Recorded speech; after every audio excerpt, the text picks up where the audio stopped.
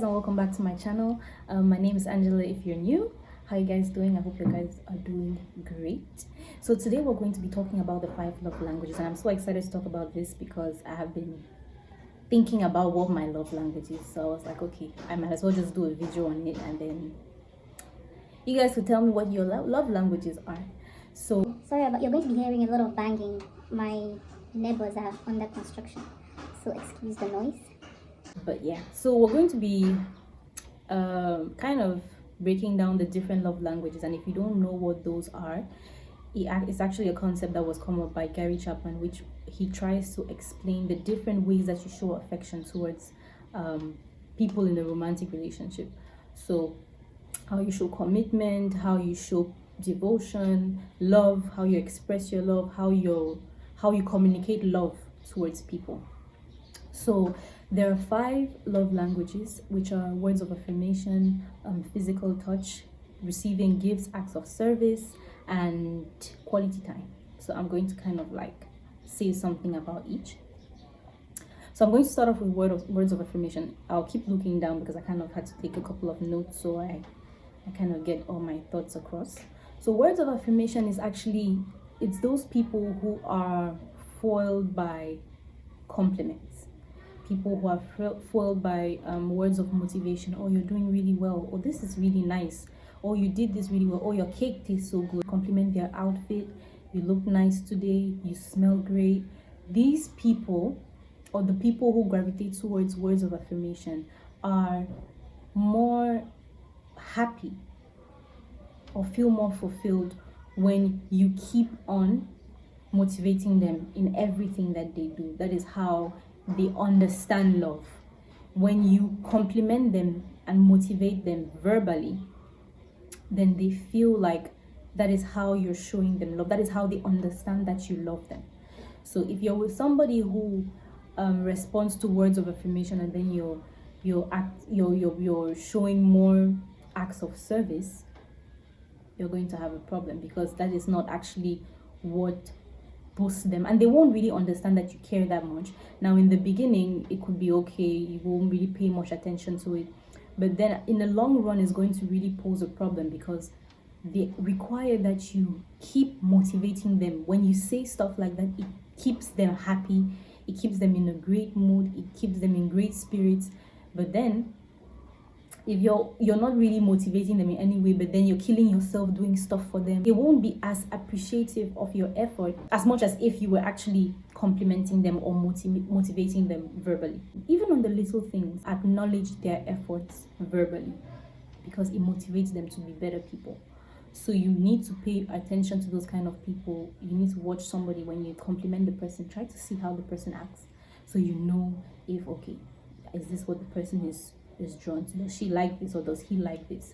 How does it make him feel? What is his mood after actually complimenting? And let it come naturally. Like, it doesn't cost you anything to compliment somebody, and it won't even cost you anything if you actually realize that your partner responds to that kind of affection. Now the second one I'm going to talk about is quality time. As well as so many people won't like quality time or don't care about quality time, other people are really bent on quality time, and it could be anything. It must not be something which is extravagant. It must not be something which costs a lot of money. It could just be watching a movie. It could just be sitting and chilling and talking. It could be a picnic. It could be a walk. It could be a movie. As long as they get to spend time with you, spend personal time with you, one-on-one, no phones, no external distractions, just both of you really bonding and communicating, and like just sharing each other's thoughts, listening to each other, listening to them especially. It really shows that you care. It really shows that you love them. That's how they understand love, because you want to spend so much time with them, because you try to take time out of your day to focus on them. They feel more loved, as opposed to if you're one person to kind of motivate them verbally, but then you don't spend quality time with them. You don't try to figure out dates and stuff like that. It kind of makes things complicated, because they don't understand that love language. That is not what they speak. That is not what they respond to. That's not what they gravitate towards. So it's going to be really hard for them. You have to make sure that with those kind of people, you're very attentive when they speak. You kind of listen. They love the fact that they can actually communicate with you and you take time to listen, and it shows in the way you interact with them as to the fact that you have been listening, not just sitting there and like being there. Being there is one thing, but actually listening to them and bonding with them in that personal time, giving them your undivided attention, is something that is really, really crucial for people who respond to quality time. Now, the third one is receiving gifts. Now, everybody's going to say, oh, it's being materialistic. It doesn't necessarily have to be. People who respond to the receiving gifts love language don't really care about how expensive the gift is. They just care about the fact that you saw this thing and you got it for them, especially if it's something that they like. You got it because you thought about them. The first thing that came on your mind when you saw this thing was them, and so you bought it purposely for purposely or purposefully? One of them, purposefully for them, right? So if you see, it doesn't have to be expensive, it doesn't have to be jewelry, it doesn't have to be an outfit, it could be cake. You know that so and so person or my partner loves chocolate cake, and then you're passing by a bakery and you're like, oh, let me stop by and get, I know if I get her or him chocolate cake, he's going to be happy, he's going to be in a good mood. When you pay attention to those kind of things, the person understands that you care. If somebody responds to receiving gifts and then you are more of a physical touch kind of person, cuddling is nice, everybody loves The small holding of hands, hug, whatever. but that's not really what kind of pulls and holds their attention. You get what I mean? So you need to be able to figure out, oh, what is their reaction when I get them a gift, and regardless of what that gift is. It could be anything. It has to be something meaningful to them and you thought about them at some point during your day and it makes them feel good. It could be socks, whatever it is, just do. Now the fourth one is acts of service. Now acts of service is more, I like to say that I think that is what is my love language. Actions speak louder than words. I don't really care about I don't care much about what people say. I don't focus more on what you say. I focus more on how you act, because I feel like it's a true representation of who you are, even when you're caught off guard. The things that you do, even when I'm not around, even when I can't see, are more meaningful to me than the things that you say that you would do. And my worst thing is when you say that you're going to do something and then you don't do it. I rather you don't even say anything, but then you do something. So acts of service has more to do with putting your actions forward, like doing things for this person even when the person doesn't ask. It could be anything. It could be taking out the trash, it could be folding laundry, it could be doing laundry, it could be doing the dishes, it could be helping out probably your kids with their homework, it could be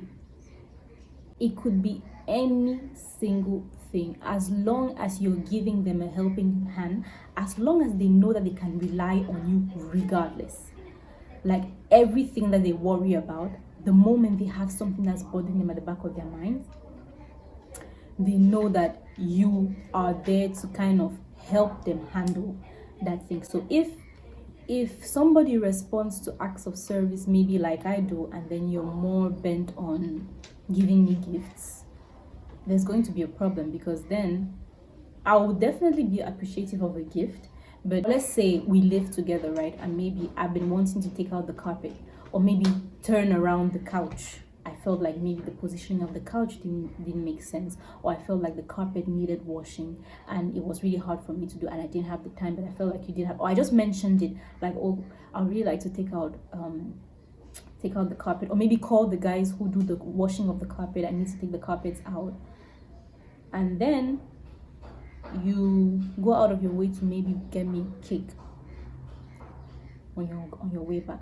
I would rather you focused more on what I said that you could do. So if I came home and I noticed that you had probably taken out the carpets to wash, or call the guys for the washing of the carpet, it would be more meaningful to me because it's more helpful to me. It relieves me more, it makes me stress less, as compared to if you actually getting me cake is a nice thing, or getting me, I don't know, any kind of gift. This is nice, it's a nice gesture, but that is not really important to me if I have this other big thing that I felt like you could help around with. If you had helped me with this, because I respond to acts of service, that is more meaningful to me. I feel like you care about what I say. You listened to me when I was talking to you. You felt like what I said was meaningful and it was important, and you felt like if you help me out with this thing, it would make me happy. That makes more sense to me, as compared to if maybe you want to get home and you still want to cuddle on that couch that I wanted you to turn, and you have not turned the couch, or I still have to sit in that parlor with that carpet and that couch. Be very annoyed. I may be cuddling and complaining. Oh, I mentioned this couch today. Could you not help me? Like, you don't want your partner to be always nagging about certain things. Like, if you take time to actually listen to your partners and act on those things, it makes your relationship so much easier, right? So the last one is physical touch. Now, this is public displays of affection, touchy-feely, all of these lovey-dovey thingies where you guys are kissing left, right, and center, holding hands, hugging unnecessarily, lying down, cuddling in bed, those kind of things. Those kind of people who just need to touch you, like they need you to be that close. And all of these love languages boil down to your upbringing, what you're used to, how love was shown to you, how love was not shown to you, kind of affects what love language you respond to. So physical touch, probably you're one of those kids who your parents are always hugging. One thing in my family is we hug a lot, we kiss a lot. There are lots of I love yous and stuff like that. So if that is something that you grew up with, you could be more drawn to that kind of thing. Maybe that's how you understand.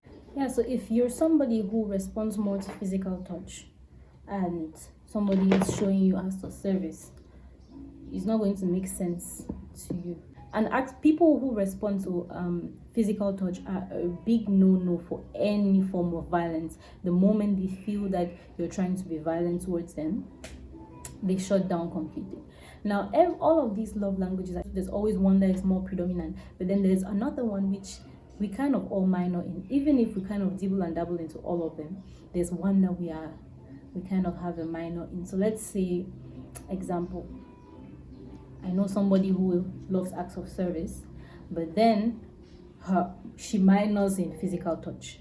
You get what I mean? So I feel like for women especially, now this is not, I'm not generalizing, but basically women respond to let's say stuff like physical touch, gifts, and words of affirmation. So most women that you would see will probably major in one of those and minor in another, depending on what their mix and match is. And the most important thing as well is communication. So if you don't know what your partner's love language is, you might as well ask, what is it that they like? Try to figure out. There's so many questions that you could ask them that will help you figure out what they like or what they gravitate more towards.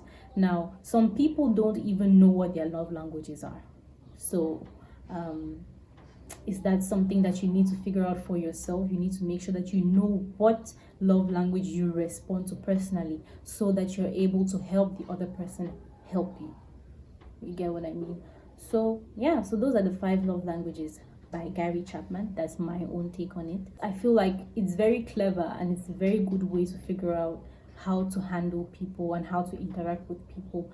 And I feel like somehow the love languages actually apply even to like friendships and any kind of relationship really. So you should make sure that when you're in a romantic relationship with someone, figure out how to always constantly fill up the tank. Now what I mean by filling up the tank is, if you know that your spouse is more into quality time, you make sure that at least once a week you kind of cut out time just for you guys to spend time together, to hang out together, just you.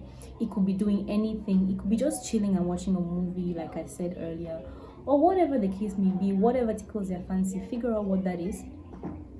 And then, because if you don't figure out how to fill up the tank, then you guys are kind of running on fumes. And that's when you see how people will say in the beginning of the relationship everything was beautiful and you guys were so in love, but then at some point it's like you did not really want to see the person around. The person starts to irritate you, and then you're not even in love with the person anymore. And you're trying to understand what it could happen after a month of relationship or a month of marriage. It could be after 6 months. But if you have not been constantly filling up the tank, then at some point the car stops. At some point you're running on fumes, and nobody wants to be running on fumes. You want to make sure that you're having a smooth ride. So make sure that from time to time or every week you figure out what is it that my partner likes. Love is a choice. I feel you choose to love somebody because you will be with in a relationship with somebody, and at some point love is I was talking to someone the other day, and the person said love is not always enough. Love is definitely not love. Love is what starts off the relationship. Love is what brings you guys together. But then to be able to sustain that relationship in the long run, you need to figure out all of these things. There's so many other things that come into play. And if you're not able to figure out and have an understanding with your partner, then it makes the relationship become work. It becomes tedious. It turns into a burden, and none of you guys are going to be happy. If you're in love with somebody, for you guys to be together in the long run, especially when you care about that person and that person cares about you, make sure that you're doing the necessary. Make sure that you're putting in the effort. Make sure that you're filling up the tank. You don't want that car to stop, because sometimes the tank will end up being really, really empty. It would take you a longer time to fill it up, but if you keep working towards it, you could actually get to a point where that tank is full. But I feel like you should never ever let the tank be completely empty. Never let it run dry. The minute you see where it's somewhat half full, 3/4 full, try to figure out how to top it up. Right? The little things, do little. So yeah, so that's my take on the love languages. I was really happy touching on this topic. And yeah, so definitely like if you love the video. Definitely subscribe as well. Please do. Also turn on your notification bell for every single time that I post. I try as much as possible to post twice a week, so definitely do that. And comment, because I would love to hear what your love languages are. Let's share, let's talk about it. And yeah, see you guys in the next video.